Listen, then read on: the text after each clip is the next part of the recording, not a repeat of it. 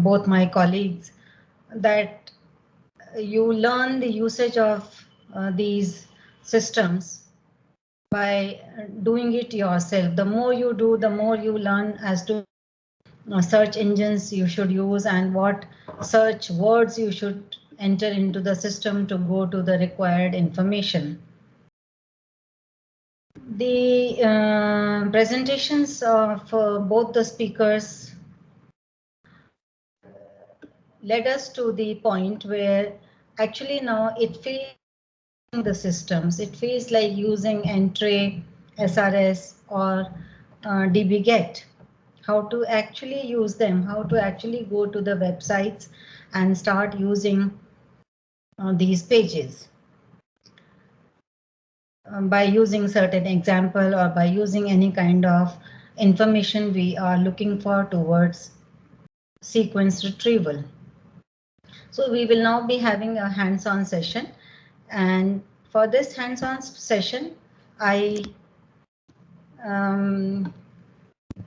we have another guest speaker with us. And let me introduce you to the guest speaker. We have Dr. Rahul Kumar with us. So I extend a warm welcome to Dr. Rahul Kumar from University of Telangana. I think it is because somewhere I'm reading it as Hyderabad or somewhere I'm reading it as University of Hyderabad. State is Telangana. It gives me immense pride and pleasure in welcoming very brilliant, energetic and enthusiastic Dr. Rahul Kumar from University of Hyderabad to this national workshop on bioinformatics. Since he is a product of Zakir Hussain Delhi College only. So he is our own student. I have also taught him, and many of my fellow colleagues have also taught him in undergraduate program. He completed his bachelor's degree from this college in 2003 with Delhi University Merit Scholarship and Dr. Harjinder Grover Memorial Merit Scholarship from Zakir Hussain College in 2003, feathered to his cap. So he is a meritorious student. He continued his journey with the Delhi University for his master's and doctorate research. Dr. Rahul Kumar is currently working as assistant professor at the Department of Plant Sciences, School of Life Sciences, University of Telangana. An associate fellow of Telangana Academy of Sciences, his major area of research is focused on understanding the hormonal regulation of fruit ripening and phosphorus starvation responses in plants. He gained high-tech experience as a postdoctoral scientist at the Department of Plant System Biology, University of Ghent, Belgium, soon after his PhD.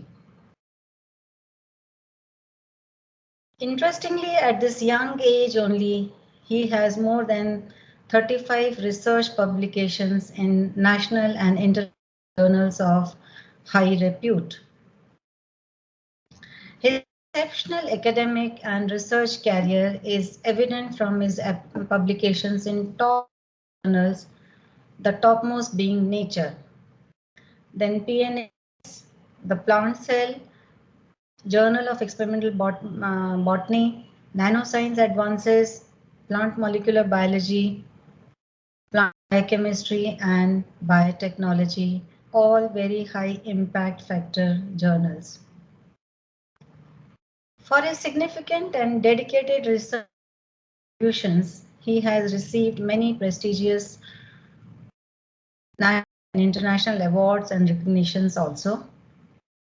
I'll mention some of them.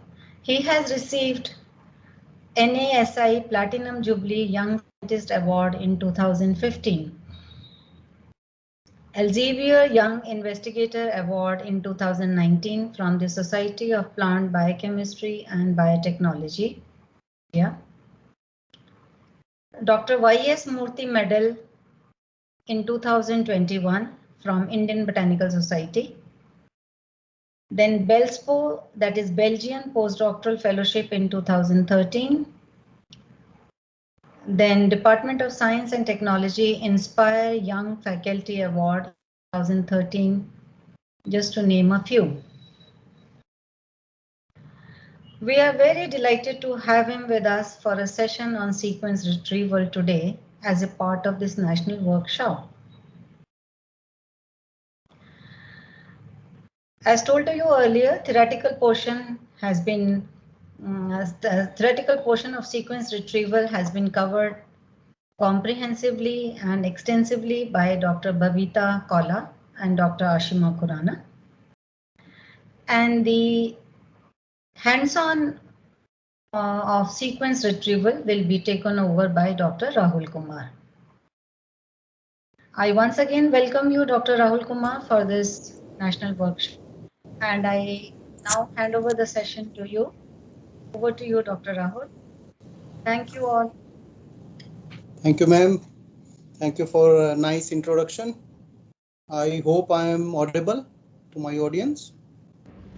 Yes, sir. You are audible. Yes. The only thing I think I am missing from my computer is option to share the screen.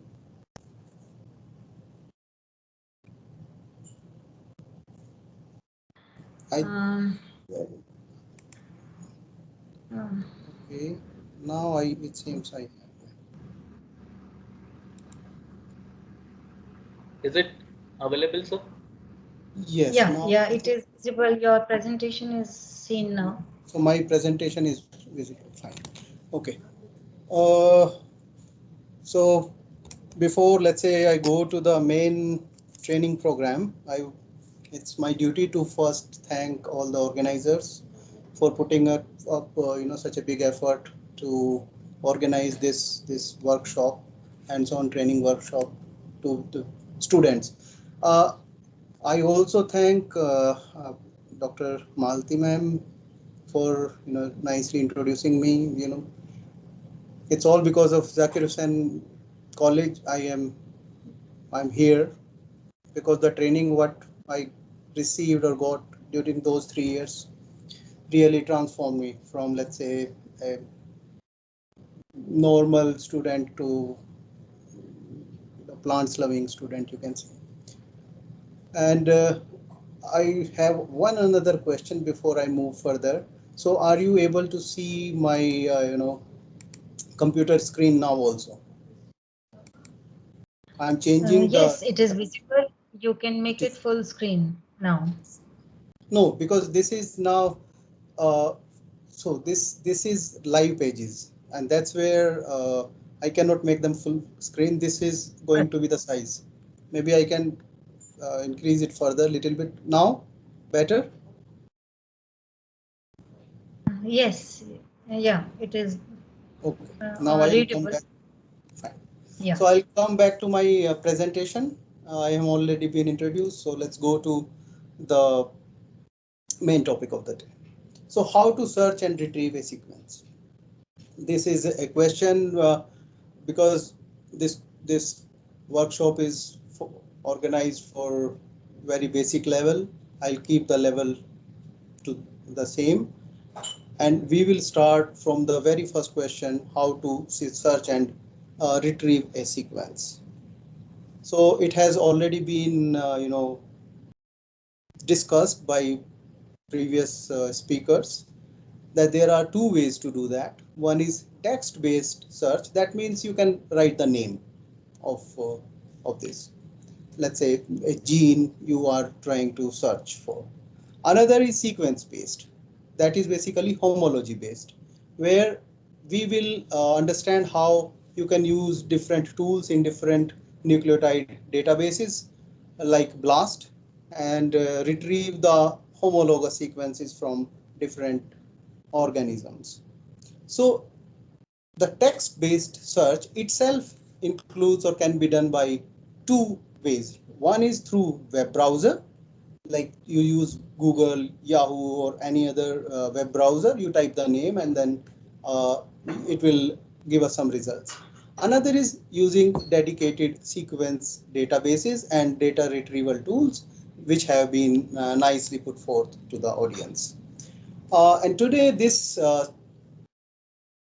sequence which I have taken to show you how to retrieve the sequences is this Lee-Mads-Rin. So Lee stands for, or this term stands for, Lee, LE stands for Lycopersicum esculentum, which is tomato, we know by the name of, and Mads-Rin is, Mads is a Mads kind of transcription factor. Rin is ripening inhibitor. R is for ripening and inhibitor, in for inhibitor. So this is how, let's say, I'll go to now the live search.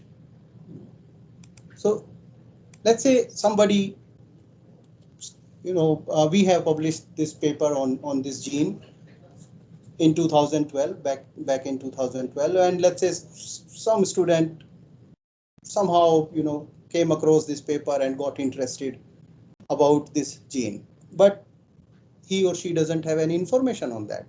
What is the sequence type, how to, how long the sequence is, what is the, protein sequence, and then there are different, structure of sequence, how many intron it has, how many exon it has. So nothing is known to the students because every paper doesn't describe that sequence. So maybe the first paper or article, research paper, which has been published on this gene must have described the structure of this gene, but later on it is but obvious, that the readers should go back to the original paper and find out the structural properties of this gene. So this was not the first paper on Lee-Mads-Rin, but let's say you came across only this paper, and now you want to understand or retrieve the sequence for that. And what has been done that, so there are, as I told you, there are different ways to do that. We will start from the NCBI. So I will type NCBI. Now we know there are two informations available with us. One is the name of the gene, either. So when you are writing the name of the gene, don't use this prefix of scientific names like LE. Don't use that. So let's say the gene name was Lee-Mads-Rin. So we have taken out Lee because that represents only tomato. So we can use tomato. So Lee-Mads-Rin and tomato. So Mads-Rin is the gene name and tomato is the organism name. So right now we have made a mistake here. That is it visible? Excuse me, Dr. Rahul, your live screen is not visible, only the presentation is visible. But I think we should have some option to share the live screen also, isn't it? That will be from your end only. Yeah, do we have this? I'm just trying to see. I'm new to Microsoft Office, so. Not an issue. No.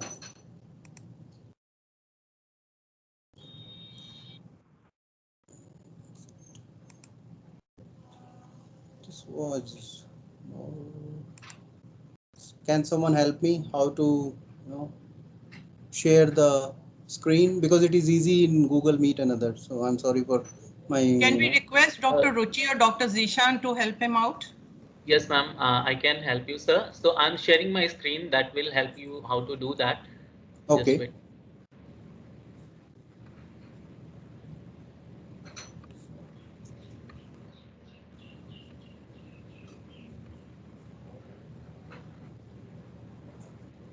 Just wait for a moment.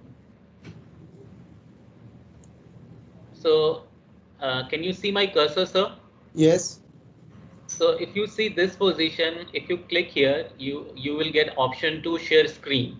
Okay, fine. So once you click it, whatever is visible on your screen, it will be visible to Microsoft. Perfectly fine. Let me try it. So let me stop sharing screen option from my side, and then you will be able to do that. Sure. Please try. Somehow I am not getting that option. So there is one option for leave, and there is option for mic. In between mic and leave, there is an option share content, or you can click Control Shift plus E. Control plus Shift plus Can you E. see now? One. Yes, sir. Now it is Yeah, visible. I think Okay, so I visible. actually shared the only for presentation. I think Yes, sir. didn't share the complete screen. Yes, sir. So is it now visible? Yes, sir. It's visible. My job is easy now then. Okay, so basically when I started saying that somebody, let's say, read my paper published in 2012 on this gene and got interested to know more about it, but since this was not the first paper, then to know about its sequence, whether nucleotide or protein, we have to take or use this word as one of the keyword or query in the NCBI mode. Okay, so then we went to actually NCBI. Fine, we are in the NCBI. So you just type NCBI in Google and it will load this page. Now here it has already been discussed by previous speakers that there are different databases from assembly. So assembly is like this is for genome assembly. We will skip all those and we will first come up to the nucleotide, because let's say we are interested more about nucleotide. So what I was telling, that you just type the name Matsrin, you ignore that prefix of LE, and then followed by, because this gene is present in tomato. So basically this gene regulates the tomato fruit ripening. It is a master regulator of ripening. If this is mutated, then fruit doesn't turn red. So that because of its importance, I am putting this gene, or I am selecting this gene for this. So let's say we have selected the nucleotide, and then we have given the two query names, like Matsrin is one and tomato is second, and it will give us some output. Now you can see that it has given within the same nucleotide database, it has given different 9 items. Okay, now what is important here to understand is that this gene or its homologs are also present, or can be also present in other, let's say, plants also. So if you want to understand the complete fundamentals about this gene, let's explore all these options one by one. So if we, and this will, all these options which are present on left will only be dedicated to this gene only. So let's say when we select plants, so it will show Solanum lycopersicum, which is the latest name or scientific name of Lycopersicum esculentum, and you will see that here there are only 9 sequences, but coming from the same plant. So it is not showing its homologue, at least for this sequence. Then if you want to get more information about, let's say, its genomic DNA or RNA. So what is happening in all these 9 sequences, there can be different types of sequences. Some of the sequences can only have information on nucleotide or coding sequence. Like here, if you look at this 16, so let's understand the first sequence, 1674 base pair linear mRNA. mRNA is nothing but coding sequence. So it will have coding sequence. The second sequence is shorter than the first one. Here 1674 base pairs, here it is 1191. So it is shorter than the first one. Then further shorter, third one is the even shorter. And you can see that these are the different sequences, but not here. Here you see that this sequence or this accession or entry point does not show a mRNA sequence. What it shows basically is Solanum lycopersicum, chromosome 5. So this gene is present on chromosome 5, of in the tomato genome. So what it is showing is sequenced fragment of chromosome 5 harboring this gene, and that is why you can see that this sequence 6.6, almost 6.6 MB. Yes, so 920 base pairs to 6.6 MB base. So you cannot download this sequence in one go. Okay, so that's where you have to be selective. So once you have some output, like in this case 9 items, based on your query, whether you are looking for a genomic DNA sequence of the same gene or coding sequence of the same gene or cDNA. cDNA also includes 5' UTR and 3' UTR of the genes. So based on that, actually you pick the gene. In this case, if let's say I were you, I will go with the longest sequence read because it will contain the maximum information. If you look at 16197 here, 1943, 1822, 1891, all mRNA sequences. So if I have to choose from all 9, one contains all the genomic sequence information, it is not only to restricted to this gene, but also the other genes present on that chromosome. So I will choose the sequence, this 6th sequence. So that is one way to finalize or the which sequence to be retrieved. Then you can also go, if you look at the left side itself, there are 8 mRNA sequences. So out of 9 items, if you see how many mRNA sequences are there, 8 out of 9, because one represents the pseudomolecule or chromosome, sequence chromosome. So that cannot be called mRNA. So that we need to exclude if you don't want that extra information. Then if you look at the source databases, now as previous speakers have explained us, there are different sources. So one is this INSDC GenBank. So if you click it,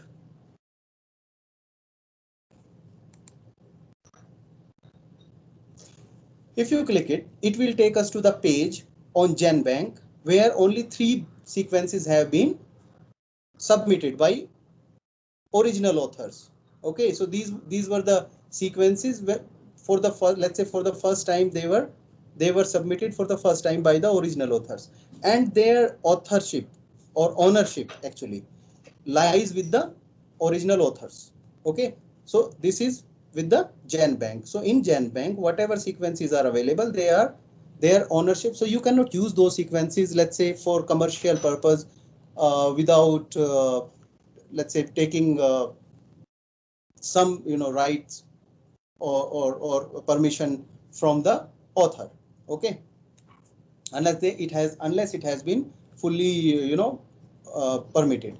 So one of the sequences which was the longest is the same which we also selected from the very first page. Okay, now I told you that out of 9 the number has now restricted to only 3. We will go back and we will see RefSeq sequences. So 6 plus 3, it counts to 9. If you look at now these 6 sequences, let the page upload. Yes, now look at these 6 items now. So it also has the same sequences which we actually retrieve, which we the entries which we got initially. Now in this case, what is happening is that RefSeq is a curated database. That means in GenBank, I can, let's say I'm working on a tomato variety. I amplified this gene, sequenced it and submitted to NCBI. Then my colleague also from, let's say, the adjacent lab, they also are working, let's say, on another tomato variety, and you can say that, let's say, these 2 varieties have some changes between these 2 sequences. The same sequence have some some different base pairs in between. So, and they are also submitting the original sequence. So that the sequence which we submit in NCBI goes to NCBI. okay, GenBank, and it stays as such.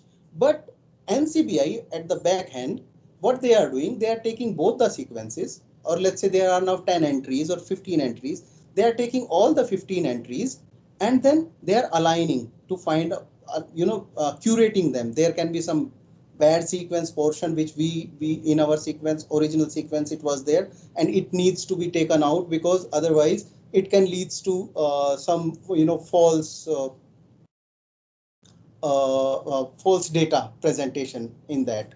So in that case, RefSec has curated those sequences, and this first sequence, which is now 1674 base pair. So this sequence maybe belongs to the, this its ownership goes to RefSec. So basically, again to tell you that there were 9 sequences. Out of 9 sequences, 3 sequences are ownership of the 3 sequences present in GenBank are with owners, original authors, and for other 6 sequences, the ownership is with NCBI or RefSec database. And so because these are they have curated the sequences.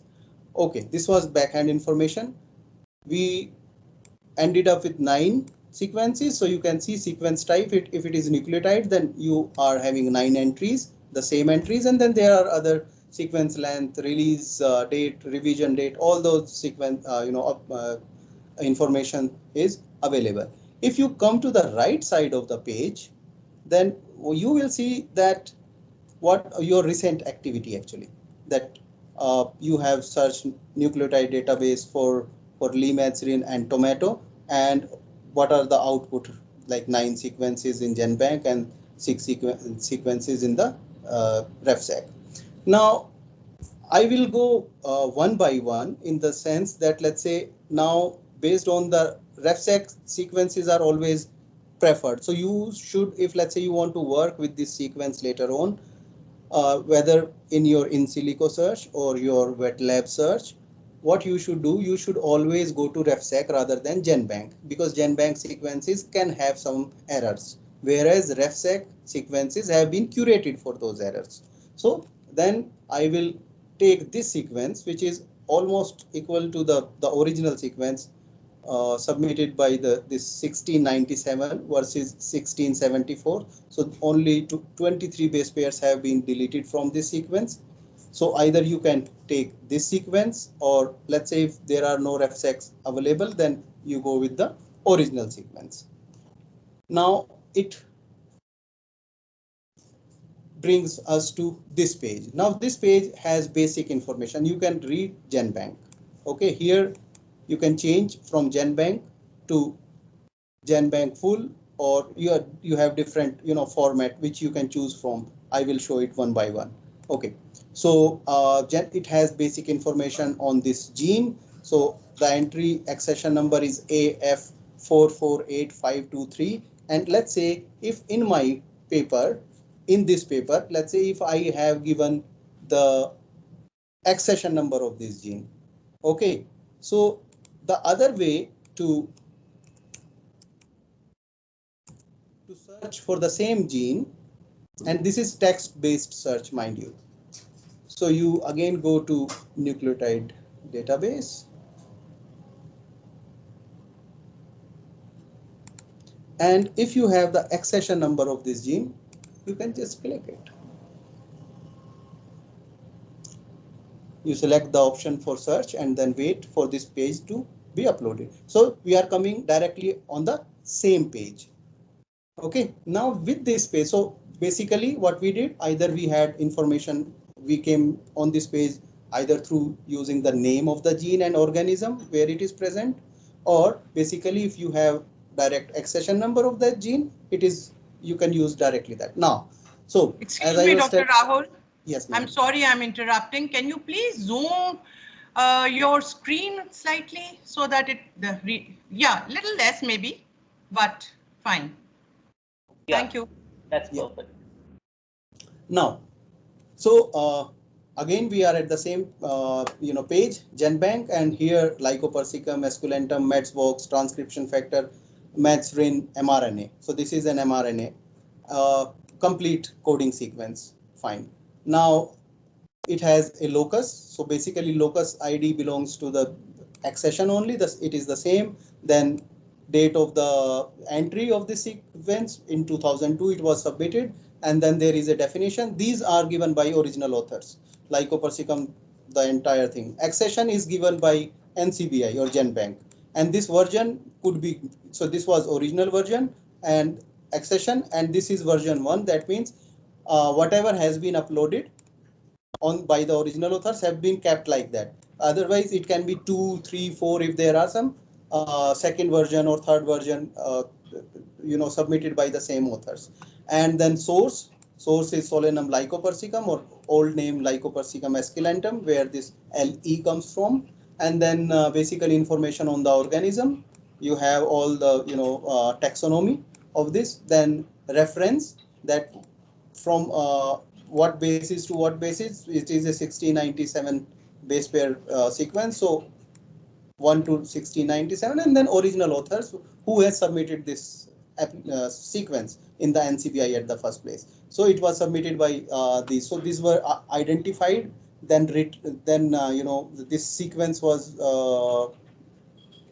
this coding sequence was identified, PCR amplified, sequenced, and then that sequence was originally submitted by these authors. And then you have title with journal where this paper was published. So it was published in 2002 in Science, where for the first time they actually identified this gene, molecular structure of this gene, in the sense RIN as a mutant is long known, but which gene is leading to this phenotype, or which is the gene behind that non-ripening phenotype of that mutant, was identified in 2002, where this published, and it was published in Science journal. And then PubMed ID is also there, as again earlier authors have, earlier speakers have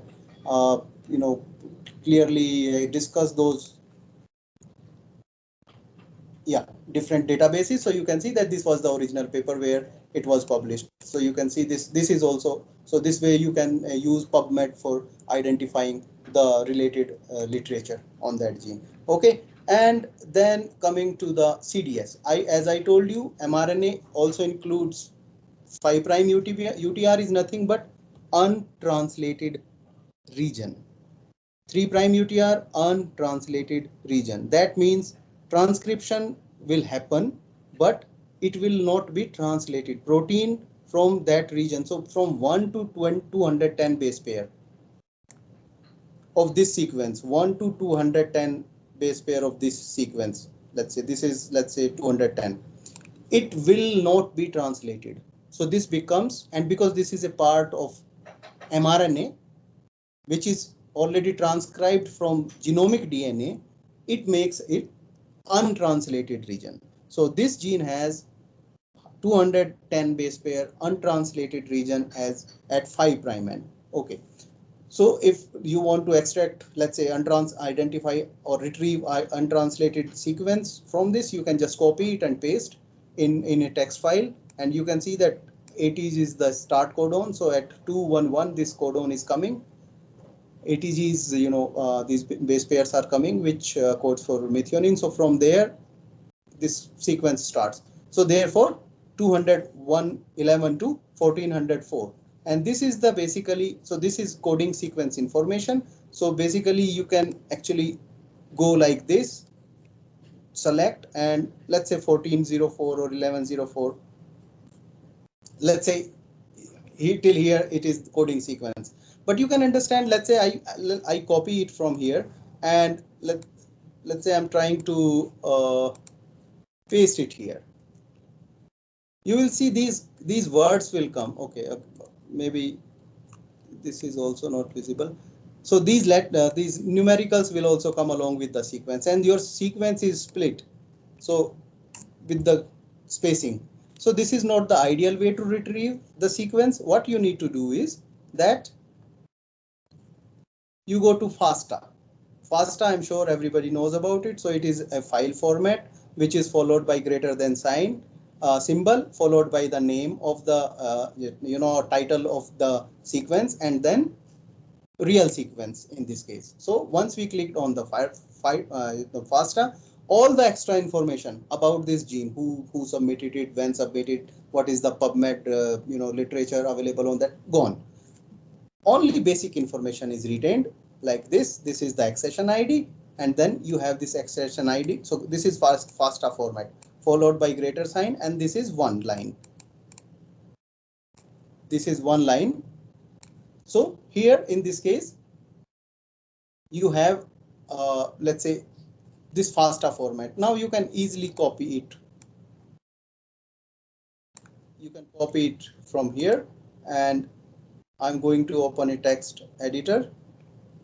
In this case,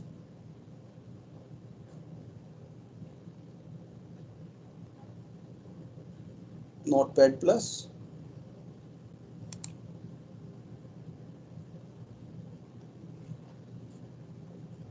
So basically, this is to save the sequences, whatever you have now.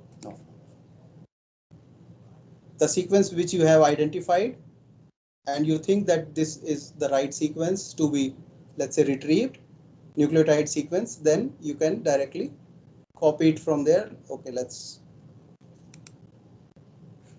we will wait for this to upload. Yeah. So you basically paste it here, and then you can save it. I'll save it at, let's say, Lehman's RIN in my desktop.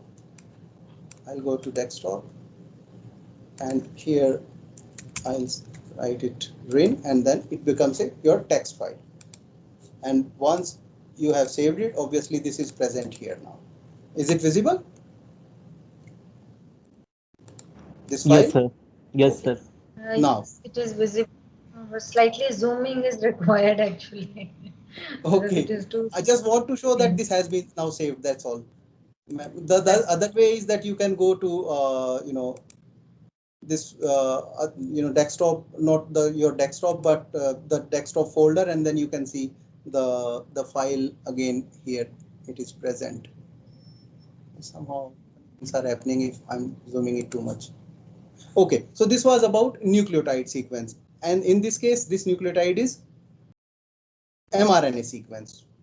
Now we go back, one step back.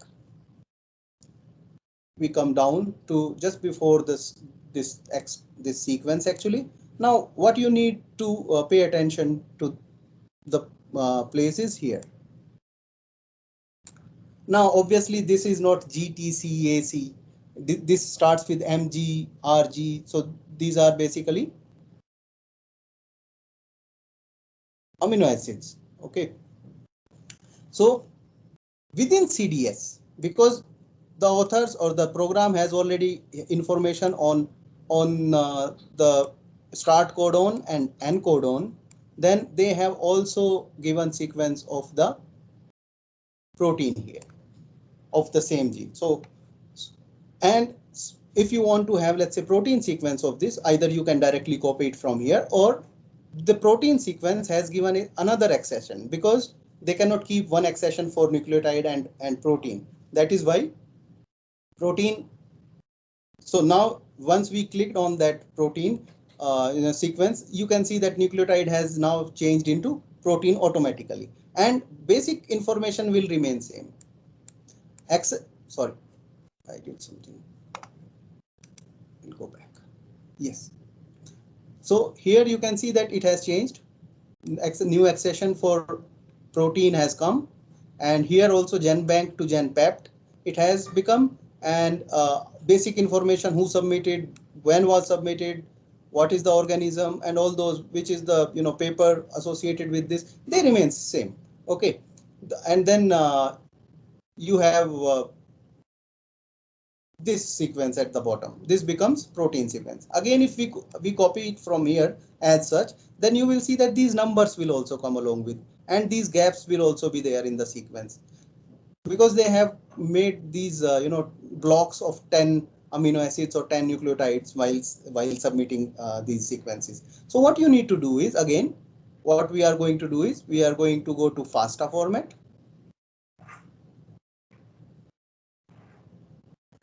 And then it will again end up with this format which we need to copy. We copy it from here and then we go to the same file, and this becomes a protein sequence of the same gene for which we have retrieved the complete mRNA sequence. So this is one way to retrieve the sequence. And again, you can use this same sequence to do BLAST, homology search. As I told you, there are two ways.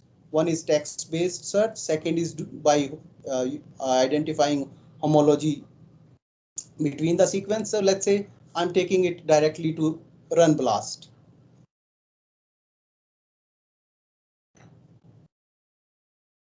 So where it is bringing me is the BLAST page, BLAST P page, because we have taken the P protein, and then you can select the databases. This non-redundant protein sequences is good enough, and BLAST P, and then we just go ahead to do BLAST. So this kind of search will be called the homology based search, the sequence based search. We'll just wait for this page to be uploaded.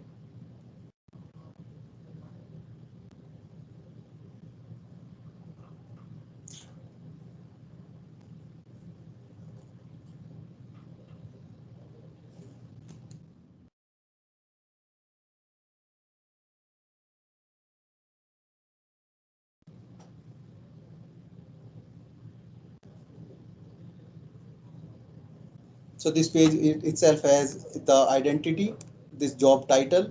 So if you can record this job title, and for some time these job titles are retained on the site.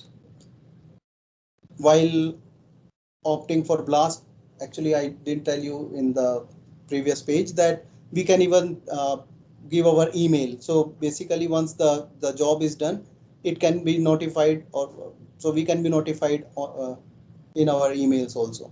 So let's so we will come back to this page unnecessarily, otherwise it is taking much time. We'll come to that. The only so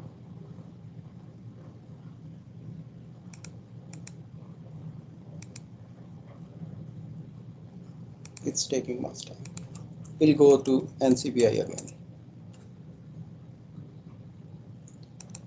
Again, nucleotide. I will show you another way to retrieve all the sequences. Now this is the way which I showed you was one by one. You can actually select one, work with one, and then select it and then paste it. The second way is, this time I'm not even putting tomato as an organism, and you can see that the number has increased. But we will go to this RefSeq sequence only. Oh, we don't need to go to, because I'm going to show you something else. So now on this page, when you have just used the keyword here and search, and it has led you to some sequences, what you can see is there are this summary page. You can select, by default is 20, but you can select up to 200. That means 200 accessions will be notified on the same page. You don't need to go to next page and come to the summary. So this is summary. Summary contains all RefSeq sequence, INST or GenBank sequence, mRNA or this. If you just click on GenBank, it should upload. Yes. Now you are on the GenBank page now. It is showing not summary but GenBank here, and you can see that all these sequences will be uploaded one by one. That was first, this is second. So what we understood by one, basically you can upload all the sequences in one go. The only problem with this is that we have a 6-MB region also, that chromosome sequence, which will take too much time to get uploaded. So that is why when you are, let's say, you don't want to work with all the sequences here, we are again back to summary, and then we can select a few sequences from here. See, this this was the troublemaker on this page. So we have selected 1, 2, and 4, and then we go to summary.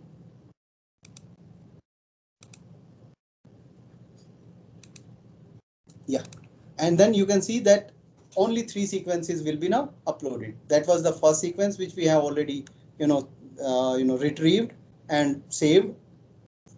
This is second mRNA, and this is third, which is fourth at in the original search. It comes at 4th number. So this way you can actually load the entire sequences on one page. And then so that was basically GenBank. You can also go to FASTA. Let's say you want to retrieve all the sequences which are available with this gene. Again, the problem with this is that we have to omit one entry, which is otherwise it will take a lot of space. So what we are going to do, we have omitted this, and other entries, let's say, we have kept it. So remember that what I told you, that FASTA format is the one which we should use to actually retrieve the sequence. So either you can use FASTA or FASTA text. Now FASTA text will be like a simple file quickly uploaded, and then you can just paste it. So you copy it from here, and then you already have a file and just paste it here. So it is simple. Instead of going individually to each sequence accession, you have actually retrieved all of them in one go. So that is the utility of this site. Then you can have other options also, like accession list. Rather than going to the FASTA, it will just give you the accessions, whatever accessions are available for this gene on the NCBI. Now coming to this side, so this was left side. Coming to the second side, whether you want to have complete record of these sequences or only coding sequences. For me, I don't want complete sequence. I will be happy with having the coding sequence. So then you just opt the coding sequence, and then FASTA format was by default it was selected. And just give me some time. You can see that something is being downloaded on this left bottom corner of my computer, and you don't need to actually save it yourself. The file is downloaded for you. You can see here, and this has downloaded everything, actually the genes which are there or available on that chromosome. So it has downloaded everything, all the genes besides RIN. It has also downloaded the genes available on that chromosome. So this way you can also or you can just omit it here. Again, you clear filters, clear all, and then let's say you select here and then go to send to, then coding sequence, then choose destination. You can choose file, or you just get coding sequence. This is FASTA nucleotide. Similarly, you can have FASTA protein, and then you can create file. I hope it should give us 2 sequences, which it has given. See, so I have excluded so that big sequence, this one, and this way the file which I have, text file which I have obtained is contains only 2 nucleotide sequence for the same gene. So this is how you play with this nucleotide databases. Now everything remains same. Believe me, everything remains same. Whatever you have done for nucleotide, for protein also it remains same. Now I have checked opted protein database to check the same gene. Here there are 12 entries. Can someone tell me why there are 12 entries while in nucleotide there were 13 entries?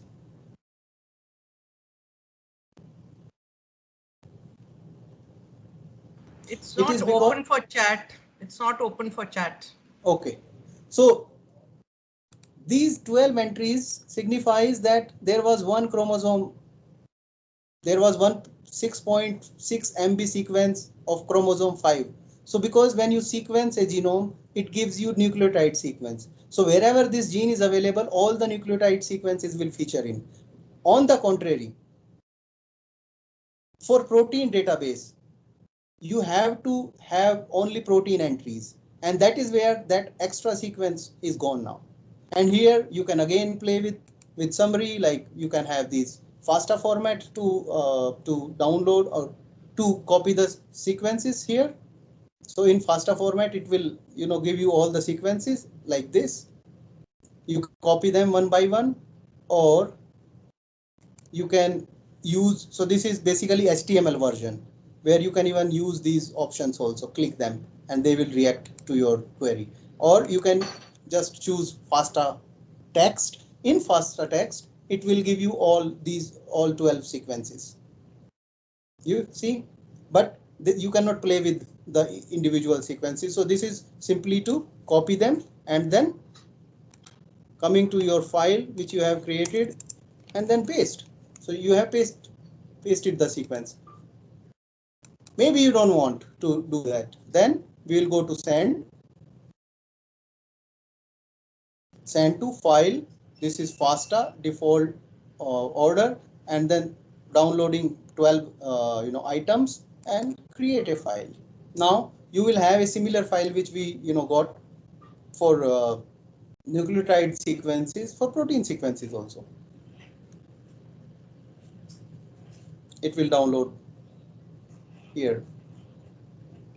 Yeah, so it is now downloaded. So you can see that all 12 sequences are downloaded. So basically, either you can create a file for all the sequences here, which will lead to automatically downloading of the sequences, or you can actually use these different options like FASTA HTML or FASTA text, basically to individually to look all the sequences on one page, and then maybe having options to individually look into the sequences, or you can play with the FASTA sequence. FASTA text is nothing but simple text which you can copy and paste, and copy the sequences and paste it from here. So that was all about NCBI, retrieving sequences from nucleotide and protein sequences from NCBI. Now we will go to ENA, and you can write or you can ask the questions in later on. So basically, if you go to ENA is European Nucleotide Archive. So it is part of this EMBL EBI. If you look at here now, the same principle. So ENA, NCBI or GenBank and DDBJ, they exchange data on daily basis. Okay, so whether you search the sequence in NCBI, or let's say you are not happy with that NCBI. Okay, it takes more time to load on your window. You can use it. Does, by the way, it is not the case, but let's say you somehow doesn't feel comfortable to work with an NCBI, so you can use European Nucleotide Database. And here again, you have to just either text-based search, so you have to again name the gene, and you will see that this same gene which was there. So on the left side, you can see that there are 25 sequences in total. Out of them, 7 are coding sequences, and then there are different study project and study project. That means there will be some experiment is basically that there are some RNA-seq data or some data from the like this range chip sequence data. So these are nucleotide sequences, but not representing the genomic DNA or mRNA. Basically, these are the sequences which are associated with a paper came on this gene, and those have also been actually put here. But since we are interested right now in this mRNA sequence, so we can again click it here, and then you will have different. Dr. Rahul, could you please just sorry, ma'am, for better sight? Yeah. Okay. Yeah. I'll go back one more time, and then so basically what I was telling that you have different sequences, and some sequences are related to some projects. That means some experimental data have also been there. So like here, this ChIP-seq data is basically to to identify the target. This is a transcription factor. So which gene promoter it binds to. So all those kind of things are also available on the ENA. But since we are only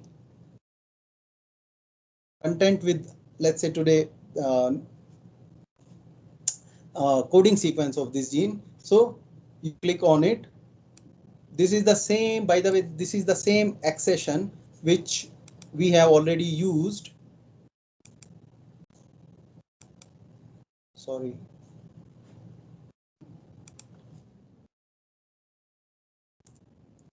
I just want to show that this is the same accession which we have already used to retrieve this sequence from NCBI.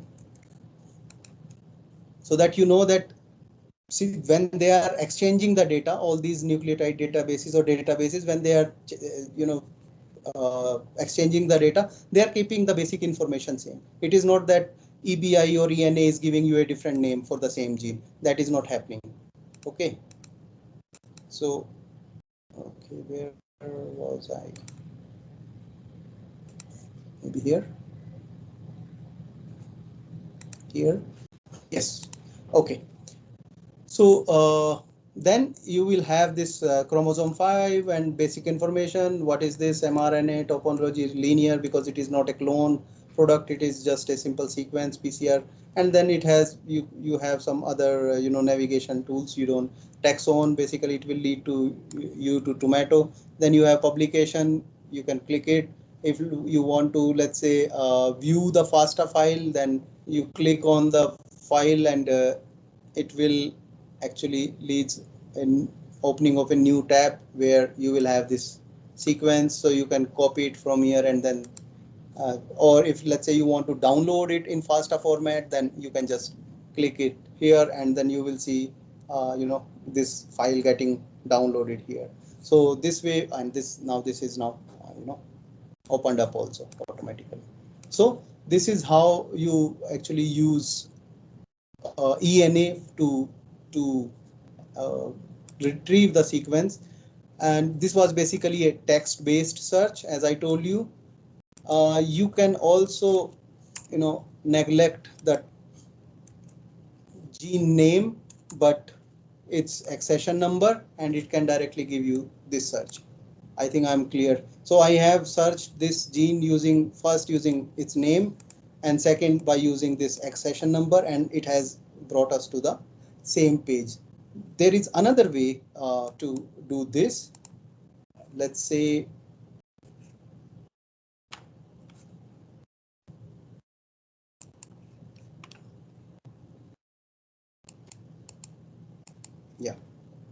so I'll go, I have saved the sequence of this file of the same gene, and what we will do is that we'll go back original page perhaps, and then we just click this search. So search is basically here the text-based search, or if it is, let's say, sequence similarity based, then you paste the sequence here, or you can choose the file and you can limit the query from, let's say, sequence based on your needs. So it has its own current parameters.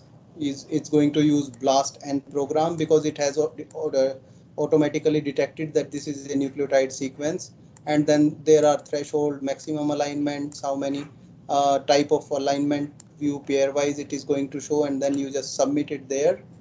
If you want to get notified, you can also actually put your email here. It's a good habit because then you have track, you can keep track of your searches. So it's not a bad habit to keep your email ID, and once this search is done, it will notify me on my email. So I already used the search option, and I think it is now searching.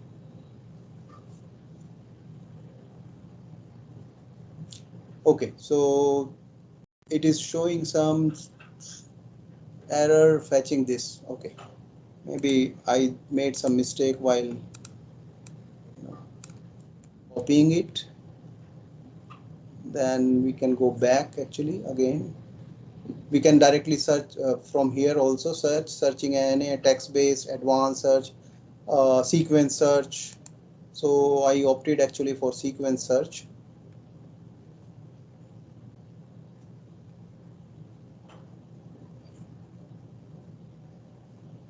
It's somehow slower. I don't know why it is not coming. We can directly go to home and then again come to the search. Sequence similarity. I think it has already taken this sequence because my ID and the subject name is there. That is why it is taking. No. So it is leading to some issue here, but we can, okay, no problem. We can go to NCBI BLAST and then we can use that sequence-based search there. So we can go to BLAST for this sequence, finding the homologue of this sequence. We will use BLAST N option because it is a nucleotide BLAST. So we will use this option. And here it asks basically a FASTA format. So I have copied it in right manner, and then job title. You can basically, give it a job title here also. So that option is available here as well. And then nucleotide collection NR database, then highly similar sequences, and then we are going to do this BLAST. I think it will also take some time. Yes, we will come back to this window again. So this was basically ENA and the second was NCBI. So using these two, you can actually, yeah, here it has, I think, come up with the. So you can see that it is giving you an output of many sequences, generally Solanum lycopersicum or all the Solanum excuse me, Solanum lycopersicum sequences, because there are so many available in the database. And then you can also see capsicum, because capsicum and Solanum, tomato and pepper, bell pepper, they belong to same family Solanaceae. Excuse me. That is why it is giving a homologue in the capsicum also. If you come down, then it is Nicotiana is also from Solanaceae family. So you can see Nicotiana, then Petunia is also from Solanaceae family. Then, but the score will be, decreasing in this case. That the sequences came at the top, they are the most closest one, rightly so, from tomato itself, followed by capsicum, then Nicotiana, then Petunia, and so on and so forth. And you can see that how many sequences are available in that database. So that's how you actually work with using NCBI and ENA. So this was basically nucleotide sequence from ENA, and protein sequences, protein and nucleotide sequence from the NCBI. Coming to the third database, which has also been discussed by the session speakers, SwissProt. SwissProt is basically to identify the protein or to retrieve the protein sequences from there. So we will take the same gene and we will search and you can see that SwissProt, this SRS sequence retrieval tool is available. So you can use that one also. Otherwise, you have this different search options as well as. So this is basically, this is some course which has opened now. We don't want to go into the course. So one part of the SwissProt is basically this UniProt. UniProt is the repository of protein sequences on SwissProt database. So we will directly go to UniProt, and as I told you that we are right now today we were trying to find out or retrieve the Lemaitre and tomato sequence from here. So we will type these two words, and then you can see that you are oh sorry, I think it is better now. So you are ending up with the sequences here. Now you click this entry. This is the accession of this gene on UniProt, and then you will have very basic structure of this, like protein, organism name, status is unreviewed, somebody has not reviewed the sequence, and then molecular function, DNA binding transcription factor, biological process. So basically transcription, involved in transcription, then names and taxonomy, subcellular localization, it is a transcription factor. So easily you can see that it is nicely placed in the nucleus only. And then basically domains, each protein can have small domains, several domains within the sequence. So basically MATS domains is there, KBox domain is there. These are the conserved domain. So it has information on that, and this is the sequence that from 1 base to 61 base pair, this Matchbox domain is present. So let's say you click it, and then you have sequence of its match, not the complete protein sequence, but only that particular domain in it. And this is again very informative, because then sometimes you don't want to work with the complete sequence, you want to only work with the domain, a specific domain. So let's say you want to work with, or you want to clone only match domain of this, so you can just copy it from here and paste it in any text file. Okay, and let's say we go back. So then there is another from 87 to 177.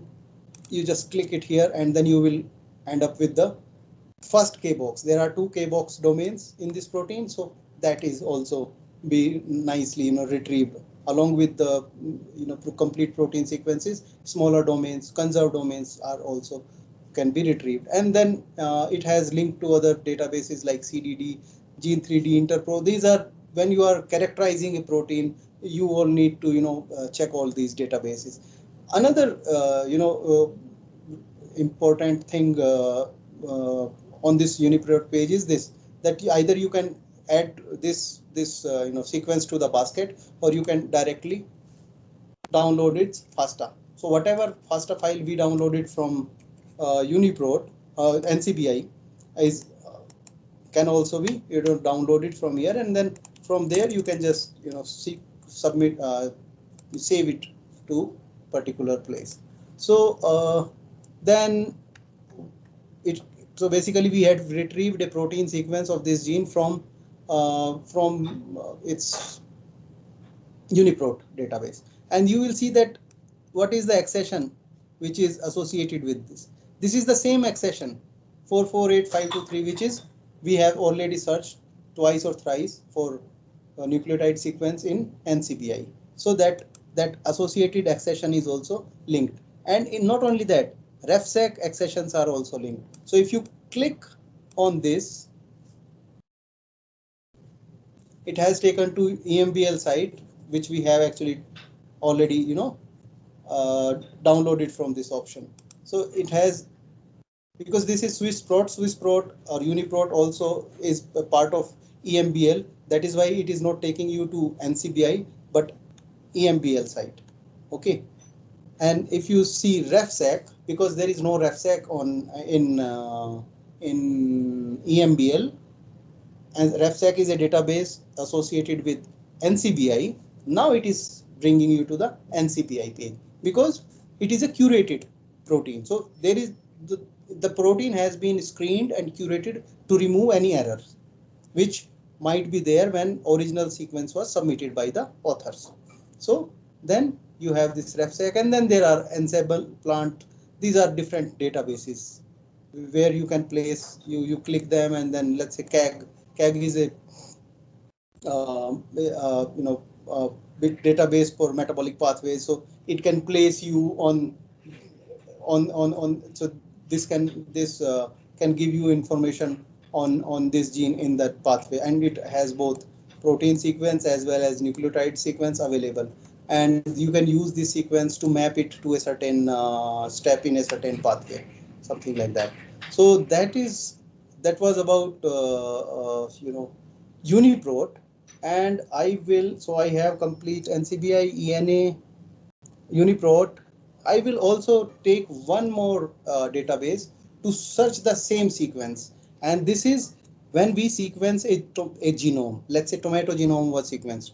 So to facilitate the search option, each sequencing consortium, team of sequencing people, they also create a dedicated genome database. In this case, there is no dedicated genome database for tomato, but tomato is a part of Solanaceae family. So we have this Solanaceae gene network. Genome network, sorry, not gene. Solanaceae genomics network. Okay, so we click on that.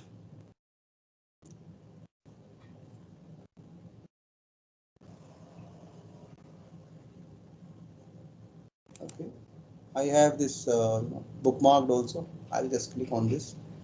Let's see. Yes, it is uploaded. Okay, so right now we are on the Solanaceae genomics network page.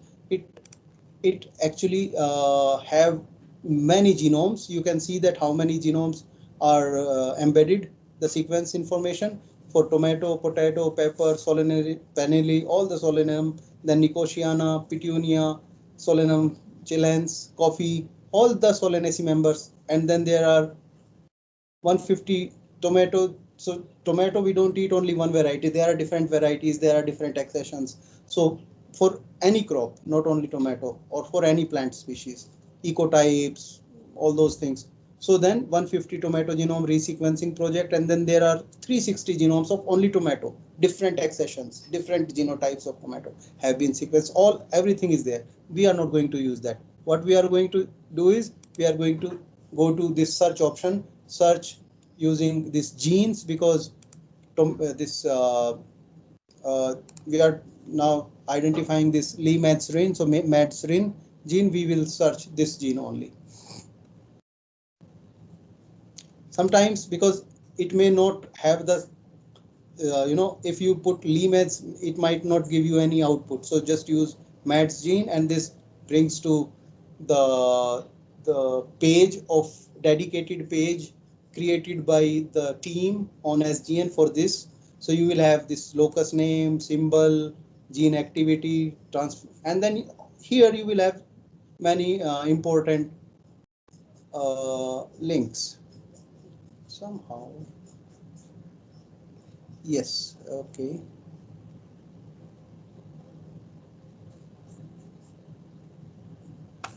No, I think I have to go back. It has loaded it different.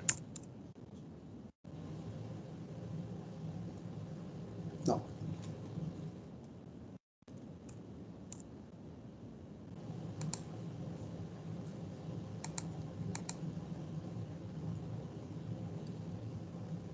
Generally, it takes me to different page. I don't know what is happening today, because what happens that, yeah, something funny is happening today. I have already checked it before. So what is it saying?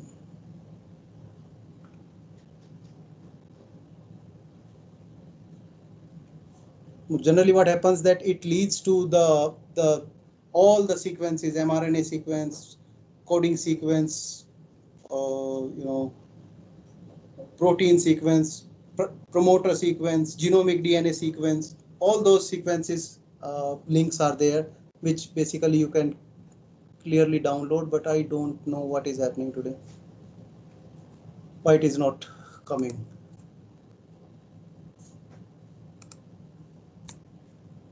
Okay, we can go to, let's say, this locus just to see if it is, yeah.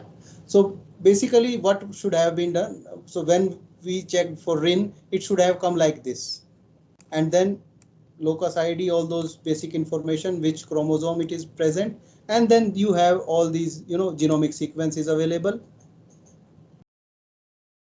mRNA sequence is available, cDNA sequence is available, protein sequence is available, and then from here genomic DNA, because you also sometimes are interested in retrieving promoter sequence. So this is 5,000 base pair upstream. So you can just say, choose 1,000 base pair upstream or 3,000 base pair upstream. That means from ATG to upstream sequence. So that becomes a part of promoter. So that will also be, you just download it, and it will be downloaded here.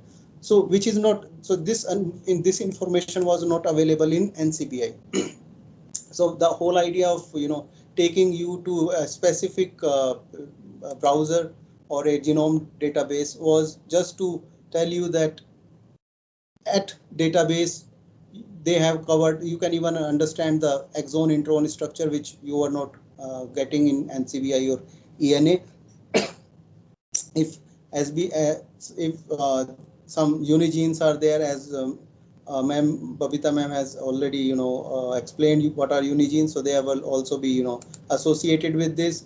This is a GenBank accession associated with this gene, and then if you further click in on genomic details, then it will lead you to another page where it is just the intron, exon, and all those basic informations are there.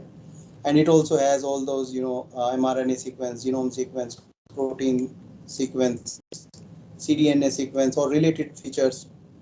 All those informations are there. Even it also tells you how big is the intron or exons in that. So I think with this, I mean, I have covered almost all the way how one can retrieve, identify the sequence and retrieve it from different databases. So it is not that you only use NCBI or ENA, they are the best to start with, but let's say you want to have additional information like this, which I have just explained. I'm sorry, this MathsRin did not come up the way I wanted on the browser, but then you can explore the other things as well. And please, one word of advice, that if you are working on, let's say, a gene, tomato gene, come to SGN.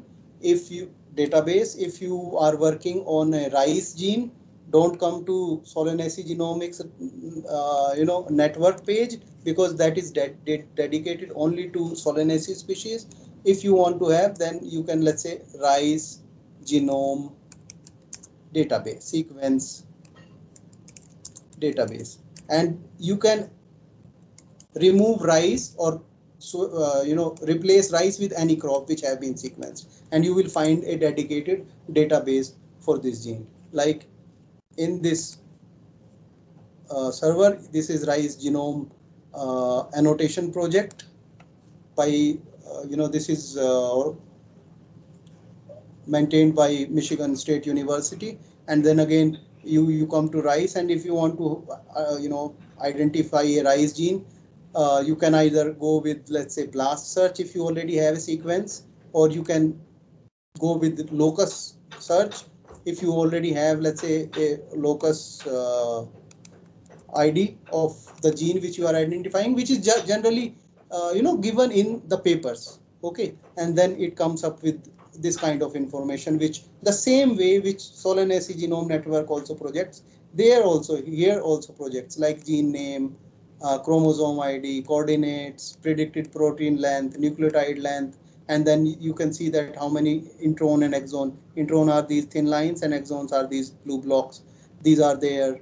And then it's BLASTP search. Basically, you don't need to go to NCBI and identify what is its close homologs. So in Unigene, Uniref sequence database, it is there. Then it also gives you even the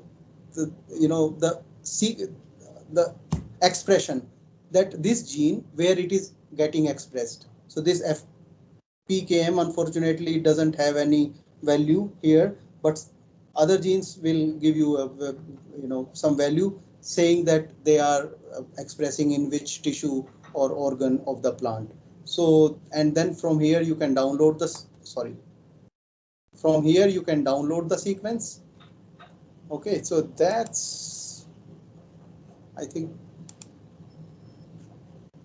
yes, even that was locus name. Let's say if you don't have a locus name, let's say actin, I think it should give us something.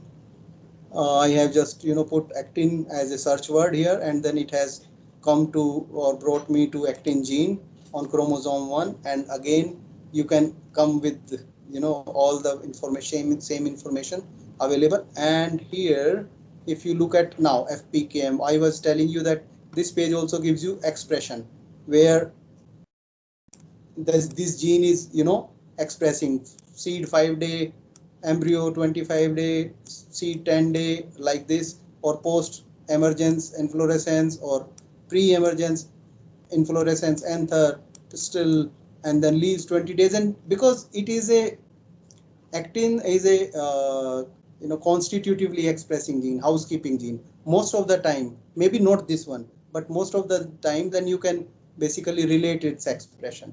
Not all actin will be housekeeping, but by looking at this you can at least say that its maximum value is in 12 or 13. So basically it's either maximum expressed in pistil or pre-emergence of inflorescence. So by looking at this, you can actually make a sense that which organ it would be expressing more, and which organ or tissue it will be expressing less in rice plant. So I think I am done, and I can take up any question. Yeah, if there are any. I'm sorry if I have taken much time. Thank you, Dr. Rahul. Thank you. Sorry, you go ahead, Dr. Malti. Thank you, Dr.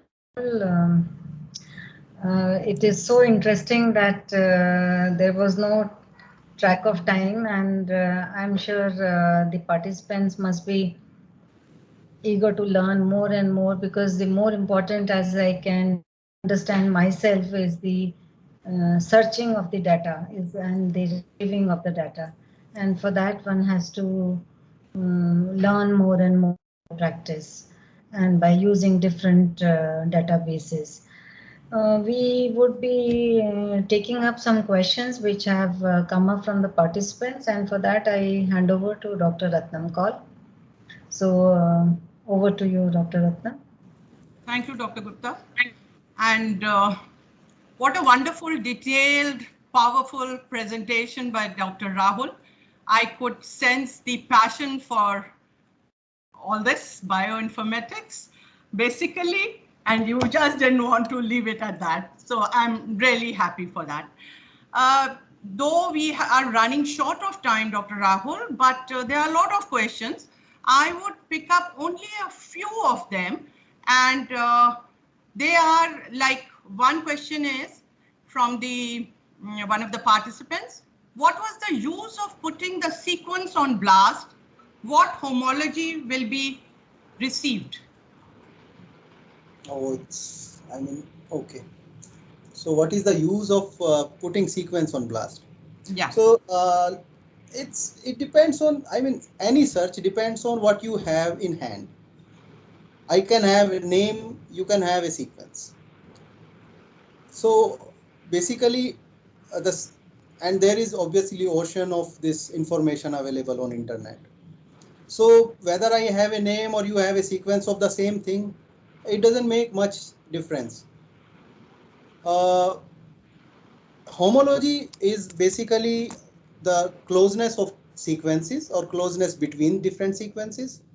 So if you, let's say, you have some sequence which is not available in any of the database, then the outcome of your search will be 0. So, but if there are similar, let's say sisters and brothers already available in the databases, then based on the similarity, they will be placed, as I told you, in BLAST from top down, top to down in that. So, if you have already query sequences, and there are some sequences which have similarity in the database, obviously you will lead up to not only one but many sequences. Thank you. The next question is, LOD score is used for linkage. How can it be used in sequence search? Oh, so please forgive me for my ignorance. I am completely, not an expert on LOD scores and other things, so can't answer. Never mind. Learning continues. If we sequence an unknown organism's genome, then which database will help us in identification? So when you say unknown, but that unknown you will be picking up based on some, you are not going to field and let's say based on your mood, you are picking up some organism for sequencing. Okay, so you are picking up some organism. So you are basically pre-selecting before sequencing that organism. So let's say you are selecting an human, or let's say a frog, or some other species. Obviously, you will take the closest homologue, look like or belong a member belonging to the same family or same genus. That will be the closest thing to look or to compare to identify the homology. That will be the first thing. Thank you. The next question is, if we can get appropriate results from NCBI directly, then why do we have to use ENA? Okay, so NCBI is run by US. Then there was nothing with Europe, so they created their own database.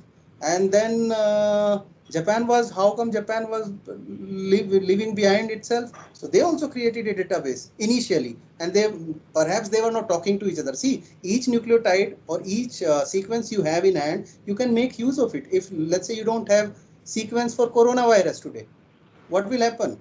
Only those countries can make a vaccine who has this sequence. So sequence can be patented. So initially, everyone was thinking that they will have some novel sequence which cannot be accessed by others. They will have full rights on that. That is why these databases were created. Otherwise, later on, everybody realized that sequences doesn't make itself nothing. Unless they can be used by the users like scientists. So therefore, corona sequences available from China were used to create vaccines. So databases are just a repository, and now you can say that since they are, so let's say NCBI doesn't work someday, their site is down, you can go to ENA, that's all. Thank you. The next question is accession number same in all databases? Is it assigned by INSDAC? Accession, see, again, very broad question. So nucleotide to nucleotide, protein to protein, each database will have its unique name, and that is why the relevance of that database will come into picture. If it is keeping the same name, AF558472, let's say the gene which we are identifying or retrieving today, it will directly take us to NCBI all the time. So unless ENA has its own name, unique name, or UniProt has its own unique name, then there is no use of, let's say, having the database. But one more thing is there, that they will have NCBI associated name along with their unique name. So that should be there, because then only you can directly jump to the NCBI site from, let's say, EBI website. Thank you. Which of the database is best according to features for sequence retrieval? NCBI is more robust, and NCBI is enough actually. Only thing is that you should, NCBI is like again ocean. You should not take uncurated sequences. You should always look into RefSeq. That is my suggestion. Okay, so reference sequences. Otherwise, what is happening that ENA has the final sequences, curated one, worked upon one, experimentally validated one. So let's say you just want to have the final sequence, go to ENA, no problem. Thanks. Why is it important to convert sequence in FASTA format? Actually our computer works on scripts. FASTA format is one simple script which is read by many programs like BLAST. So let's say I don't have a name today. So how will you call me? You can say, hey, mustache fellow, come. That's all. But if you know my name Rahul, then you can easily call me, and out of let's say 270 participants, I will immediately respond. This is the same way. FASTA is giving a name, header is the name, and content is down. Thanks. What is CDS in sequence? Coding sequence. So again, and this is a difference which am I still sharing my screen? No. Okay, no problem. So what happens that there are intron and exon in genomic DNA, and then there is transcription, so which creates mRNA. mRNA translation doesn't start from the first base of mRNA all the time. So maybe transcription machinery will come, scan, and then it finds it ATG, right ATG. And then from here it starts translating. So this portion becomes UTR, untranslated region. It is transcribed from genomic DNA, but it is not translated. So this become, and poly A tail also, A is not translating. So that also become 3' UTR. So coding sequence is the coding which makes protein, whereas mRNA sequence or cDNA sequence has both 5' UTR, coding sequence, and 3' UTR. All right, I'll take the last question, Dr. Rahul. Can we infer that ENTRACE is a composite database which contains retrieved information from both primary and secondary database? Yes, it has. RefSeq is coming there into picture. So we are submitting our original sequences and then they are curating it. So that the curated sequence becomes secondary sequence there, not original. So yes. Excuse me, Dr. Rahul, this question was about ENTRACE is a database, composite database? No, database. Yes. What was the question? I didn't hear it. The question was, can we infer that ENTRACE is a composite database which contains retrieved information from both primary and secondary database?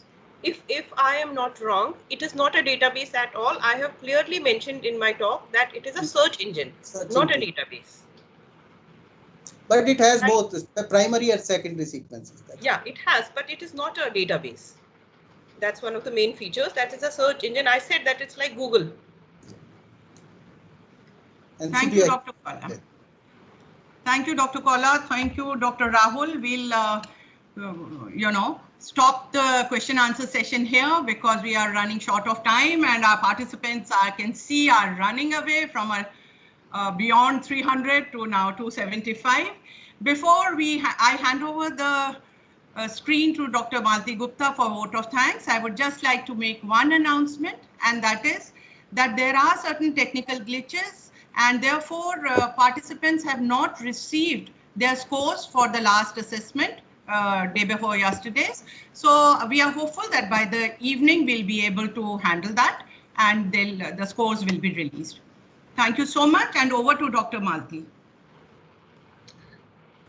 Thank you, Dr. Ratnam, and thank you, Dr. Rahul. Now we come to the end of the session, which is a very pleasant task of expressing thanks to the speakers of the session.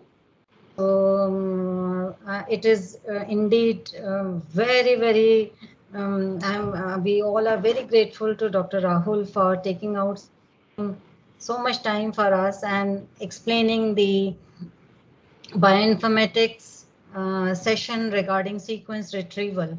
And not only from just one database, he went on and explained it through the direct web pages of 4 databases. That is how to use databases for sequence retrieval and how to save the data. Actually, he did it on his screen and we could all see it actually. This is how you retrieve the sequences and this is how you save the sequences. He has very well explained the pros and cons of different databases and also the utility of saving the data in the right format. So because the purpose of the retrieval is that the anybody working on the sequencing or gene sequencing must be able to utilize the information which is received from these sources. So for that, the right kind of filing is necessary, and that very well is explained by Dr. Rahul. He even went on telling us that you must know the family of the plant you are working on so that you look at kind of genome analysis. So it was indeed interesting, and rather I myself personally feel like working straight away on any such kind of a project, going over to such search engines and looking for the sequencing. This is, I'm sure the students or the participants who are listening to him, who were listening to him, must have gathered a lot of confidence in working on these systems by actually seeing him working portal.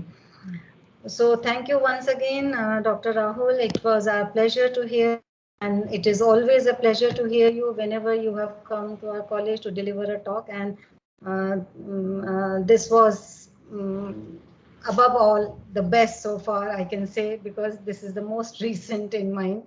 And this is your field, and naturally you seem to be really working day and night on gene sequencing and code sequences. So we thank you from the bottom of the heart, from the whole organizing committee and the from the college side for taking up and giving us this whole insight into the hands-on experience of sequence retrieval. Hope to see you, hope to hear you again sometime soon, and maybe the participants can contact you personally if they have any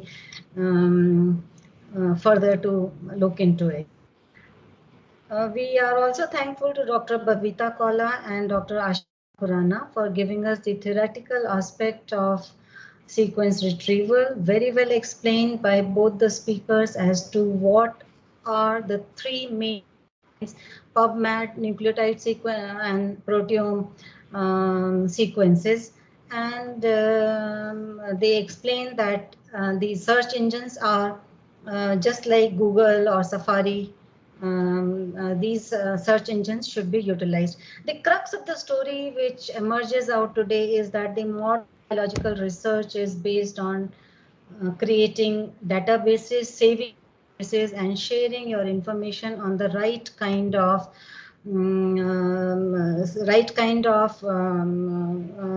portal, that is database forums. And these databases must be stored in the convenient manner so that they can be retrieved. This was the most lesson which came out from the theoretical explanation of sequence retrieval today.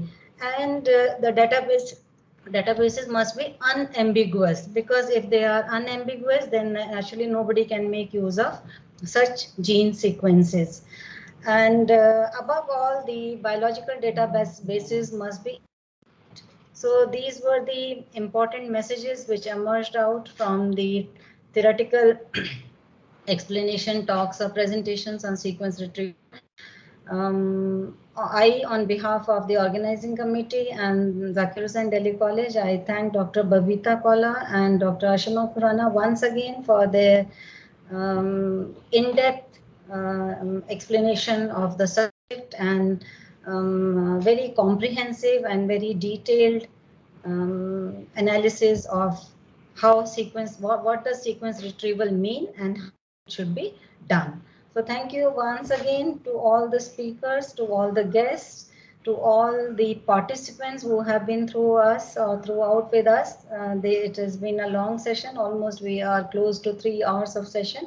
So thank you once again to everyone, and see you all tomorrow for day 4 session. And till then, good night and goodbye.